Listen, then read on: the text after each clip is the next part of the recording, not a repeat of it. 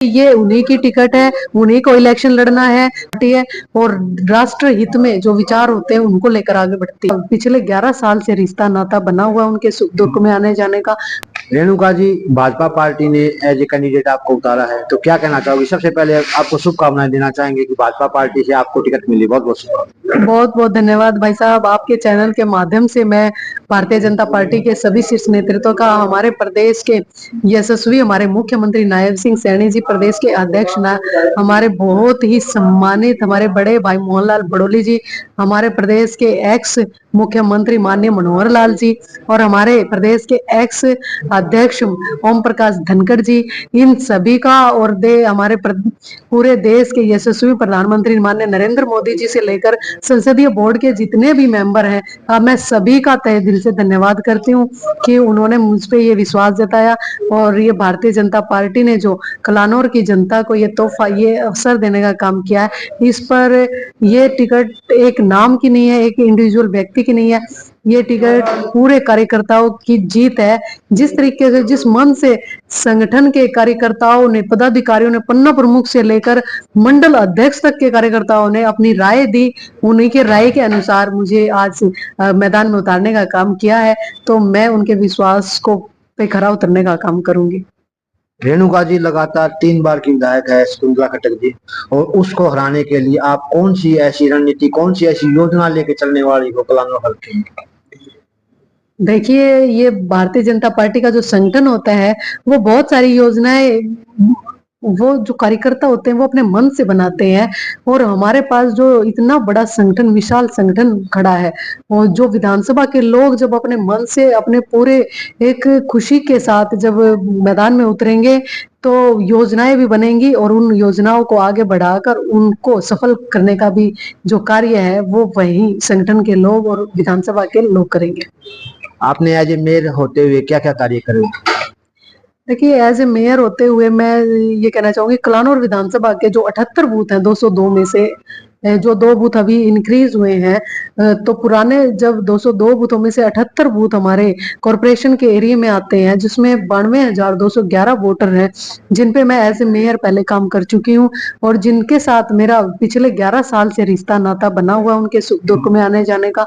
और रही बात कलानौर विधानसभा के और अन्य बूथों की, वहां पे भी हम लगातार पिछले जब इलेक्शन था विधानसभा का, उससे लेकर आज तक हमने कोई दिन या कोई ऐसा कोई समय नहीं था जब हम विधानसभा के कार्यकर्ताओं में, जनता के बीच न हो, उनके सुख दुख के हम साथी न बने हो। तो हमारे लिए कोई अलग चीज नहीं होगी, हम तो भारतीय जनता पार्टी के संगठन के लोग हैं, संगठन के लोग 24 घंटे जनता के बीच रहकर उनकी सेवा करने का काम करते हैं।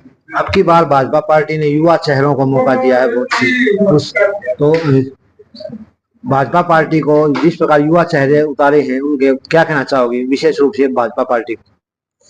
देखिए, भारतीय जनता पार्टी ने ये बहुत अच्छा जो निर्णय लिया है कि जो जितने सीनियर लोग हैं, जितने भी हमारे अनुभवी लोग हैं, उनके आशीर्वाद से, उनके अनुभव को लेकर और युवाओं को आगे बढ़ाने की जो मुहिम है, ये भारतीय जनता पार्टी में ही संभव है।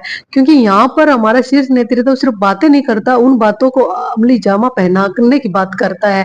जो भी वो, अगर युवाओं को आगे बढ़ाने की बात है तो उन्होंने बढ़ाया है, अगर नारी शक्ति को आगे बढ़ाने की बात है तो नारी शक्ति को में वो विश्वास, वो सम्मान भरने का काम किया है, और अगर किसानों की बात की है तो किसानों का भला किया है, गरीब की बात की है तो अंत्योदय के थ्रू अंतिम पायदान पर खड़े हुए आदमी का विकास करने का काम किया है। तो भारतीय जनता पार्टी का संगठन जब बोलता है, पार्टी के शीर्ष नेता जब कोई फैसला लेते हैं, तो वो सिर्फ यूं नहीं है कि कागजों में और लोगों को बरगलाने के लिए करते हैं, वो एक्चुअल में उसको लागू करते हैं। पिछले लोकसभा इलेक्शन में आपने देखा कि कितने झूठ बोलकर पूरे देश में एक ऐसा झूठा माहौल बनाकर, जो ऐसा माहौल बनाया गया आरक्षण पर लेकर या 8500 रुपए देने को लेकर, तो ऐसी झूठे बातें सिर्फ कांग्रेस पार्टी में होती हैं, और ये भारतीय जनता पार्टी है, इसमें जो कहते हैं वो करते हैं। जो 1952 में इनकी भारतीय जनता पार्टी की संगठन की जो नीति नियत नेतृत्व था, वो आज भी बरकरार है, और एक ये विचारधारा की पार्टी है, और राष्ट्र हित में जो विचार होते हैं उनको लेकर आगे बढ़ती है। कलानौर में अभी फिलहाल में कौन कौन सी समस्याएं हल्के में? देखिए भारतीय जनता पार्टी की सरकार ने 90 के 90 विधानसभाओं को में एक समान विकास किया है। उनके लिए कभी ये नहीं उन्होंने सोचा। और हमारे प्रदेश के मुख्यमंत्री, चाहे वो हमारे एक्स मुख्यमंत्री माननीय मनोहर लाल जी हैं, चाहे हमारे अभी मुख्यमंत्री नायब सिंह सैनी जी हैं, उनके लिए ये कभी नहीं रहा कि करनाल से हैं तो करनाल में ज्यादा, रोहतक से नहीं तो रोहतक में कम, ऐसा उन्होंने कभी सोचा नहीं। तो हमेशा जो विकास के काम हुए हैं वो बिल्कुल समानता के साथ हुए हैं। लेकिन फिर भी कहीं ना कहीं विधानसभा के लोगों को लगता है कि हमारी वकालत करने वाला कोई नहीं था। तो अब आने वाले समय में बहुत जल्द ही वो अपने लिए एक अच्छा वकील ढूंढने का काम करेंगे। अपनी तरफ से कलानौर हल्के की जनता को क्या संदेश देना? मैं अपनी तरफ से सिर्फ यही कहना चाहूंगी कि ये जो मुझ पे विश्वास जताया, ये मेरा विश्वास नहीं है, ये विश्वास भारतीय जनता पार्टी के कार्यकर्ताओं पर विश्वास जताया है। जो उन्होंने राय दी, जो उन्होंने अपनी इच्छा रखी, उसी इच्छा के अनुसार उन्होंने आगे बढ़ाने का, उनकी इच्छा को काम किया है। तो विधानसभा के सभी संगठन के व्यक्तियों से, विधानसभा के सभी लोगों से मेरा हाथ जोड़कर ये निवेदन है कि ये उन्हीं की टिकट है, उन्हीं को इलेक्शन लड़ना है और उन्हीं को अपना भविष्य सुधारना है। अपनी तरफ से कलानौर हल्के के विपक्षी नेताओं को क्या चेतावनी देना चाहोगे?